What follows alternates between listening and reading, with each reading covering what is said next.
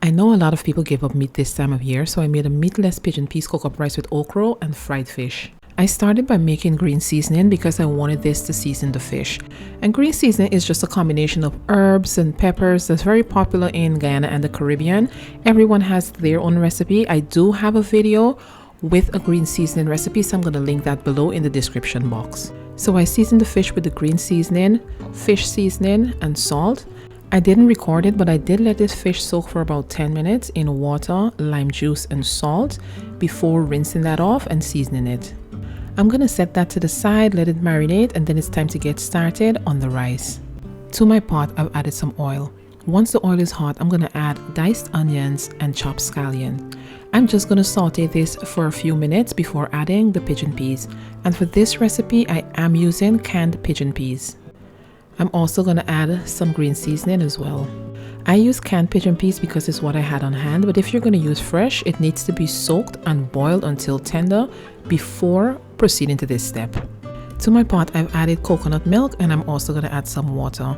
I'm gonna season it with black pepper, some dried Guyana fine leaf thyme.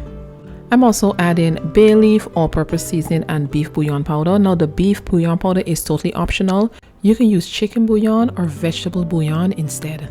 Next, I'm going to add a little bit of salt, but you just want to make sure not to add too much because the bouillon and the all-purpose seasoning does have salt. Next, I'm adding my rice, and I am using parboiled rice. This works really well. It is not going to overcook easily, so this is perfect for a dish like this.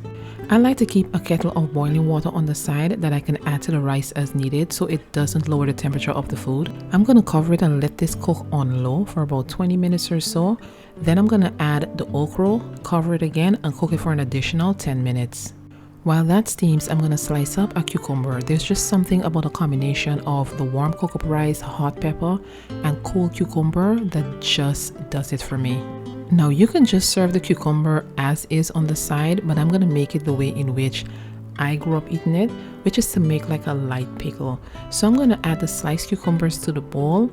Then I'm going to add some white vinegar to it. I'm also going to add a dash of salt. I'm going to mix this all together, cover it, and place it into the fridge. You want to let this sit for about half an hour or so. Next, it's time to get started on the fish. To a shallow dish, I've added flour and fish seasoning, and this is just a pie dish that I'm using. You can also use a plate. And I'm just making sure to coat that fish on all sides with the flour, but you don't want it to be too thick and goopy, so just make sure to shake off any excess flour. And you guys, my oil was not hot enough. I thought it was, but it wasn't, as you can see. But it took just a few seconds, probably about 15 to 20 seconds for it to get to temperature. Then I added the rest of the fish, let it fry on both sides until it's nice and crispy. And you want to use something like what I'm using, or a slotted spoon, just to make sure that all that excess grease does drain back into the pot. And I'm just going to repeat the process until I fried all the fish.